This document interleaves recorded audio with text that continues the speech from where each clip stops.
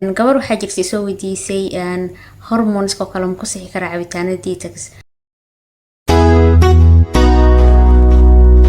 Gifted and Safi, Ramadan Mubarak, Holy Record. Assalamu alaikum warahmatullah, Ramadan Mubarak. Magacayga waa Canaab. Waxaan la qaybsanayaa sidii aan hore idinkaga ballan qaaday cabitaanadii aan ku nadiifinayay jirkeyga bisha Ramadaanka. Already aan soo sameeyay nadiifintii jirka ama wixii aan sameyn lahay. Marka waxaan la qaybsanayaa 4 cabitaan oo ku afuri jiray waqtiga afurka. Waxaan ku bilaabi doonaa insha Allah liin dhanaanta iyo sanjabiil iyo malab ayaan isku darsaday. Horta marka nadiifinaysa jirkaaga waxa ka mamnuuc ah sonkorta. Maxaa dhacay sonkorta waxyaabaha aan jirkeena ka nadiifinayno oo sunta ay ka mid tahay. Maxaa dhacay sonkorta waxay sababtaa inflammation, waxay sababtaa caabuq, waxay sababtaa cholesterolka, waxyaabaha ugu weyn ee sababo in xididada cariiri noqdaan waa inflammation ka dhacay ama caabuq ka dhacay xididka oo kadibna oo cariiri noqday. Marka sonkorta waxa ugu horeeyo oo inaad joojisid ay tahay arabti jirkaaga inaad nadiifisid. Marka hadeertaan aniga booska sonkorta waxaan ku bedeshay malabka sidaan ognahay asagana waa macaan habadsanin waliba dee sonkor qabtid ama arabti miisaan inaad iska ridid aad u yareyn. marka liin dhanaanta iyo sanjabiilka faa'iidadooda hadda ku bilaabo. liin dhanaanta sida ognahay waa full of vitamin C ga ku badan marka difaaca jirka aad ay ugu fiican tahay. kuleela jiro doqsiga magaalada ku badan difaaca jirka aad ay ugu fiican tahay. markii jirka la nadiifinayo marka aad ay uga qayb qaadataa liin dhanaanta. faa'iidooyin waaweyn oo leedahay jirka nadiifintiisa. maxaa yeelay liin dhanaanta waxay ka caawisaa keliyaha sifaynta qashin saarka iyo sunta jirka sida sifaynta uric acidka. waxyaabaha la dhaho waa kiimiko jirka u burburiyay oo loo baahnayn oo kadibna kiimikaas waxay ku milantaa ama uric acidkaas waxay ku milantaa dhiigga ayadoo dhiigga raacayso keliyaha qaadayo keliyahana qashin saar ahaan ay u qaadayaan kadibna kaadi ahaan kaadida ayay raacaysaa. marka sidaas keliyihii ku nadiifiyeen ama ay ku saareen qashinkeedii. marka liin dhanaanta waxay aad uga qayb qaadataa ee u fududeysaa shaqadaas in keliyihii ay nadiifiyaan dhiigga ka nadiifiyaan uric acidka. haddii marka sanjabiisha ayadana aan ku xijiyo sanjabiisha ayadana faa'iidooyin badan ay jirka u leedahay. sida wanaagsan sanjabiisha waa germs dile. sanjabiisha waxaa loo isticmaalaa ayadana nadiifinta jirka aad ay uga qayb qaadataa khaasatan markii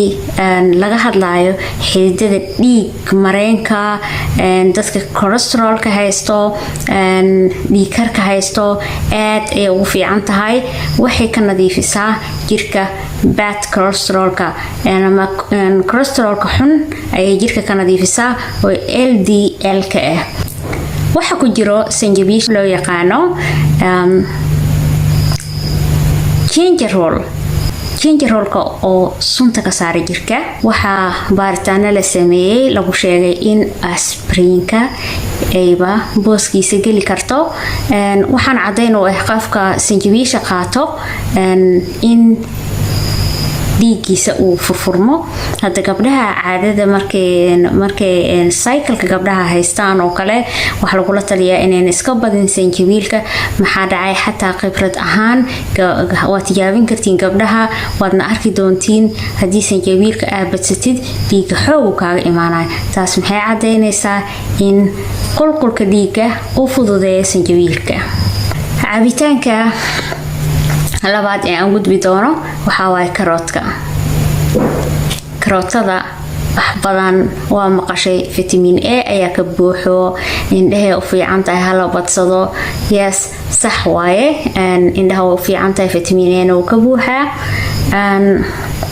horta karootada waxay ku fiican tahay in la shiito ama aa ku cuntid ceyriinta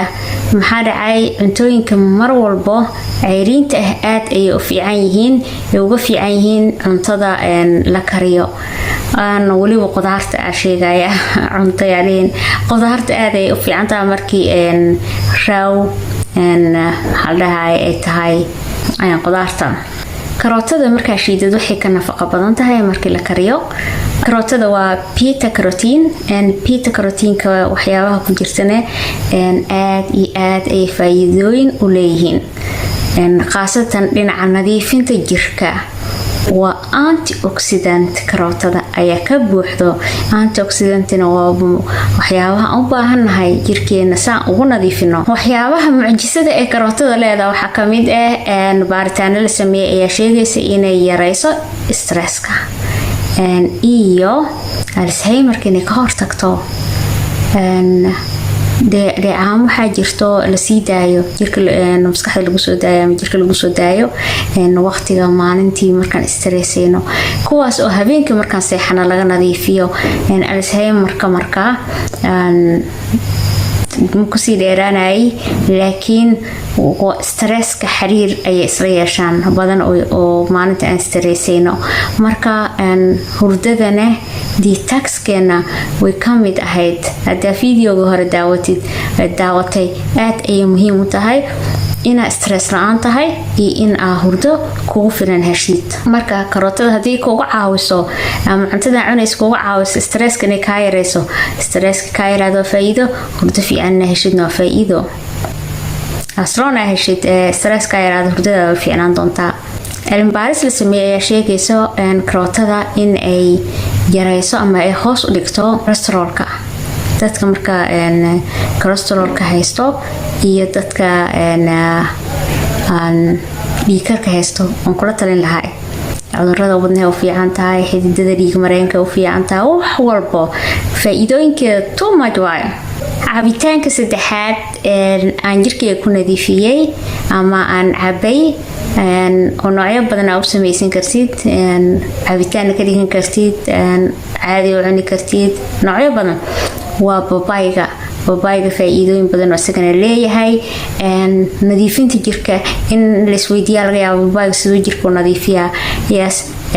babayga waxaa ku jiro la dhaho papain kaas oo faa'iidooyin badan jirka u leh babayga wuxuu u wanaagsan yahay dheefshiidka markaan jirkeena nadiifinayna dheefshiidkeena waa inaan nadiifinaa dheefshiidkeena aad muhiim u tahay in uu qofka maxaa la dhahaye fiberka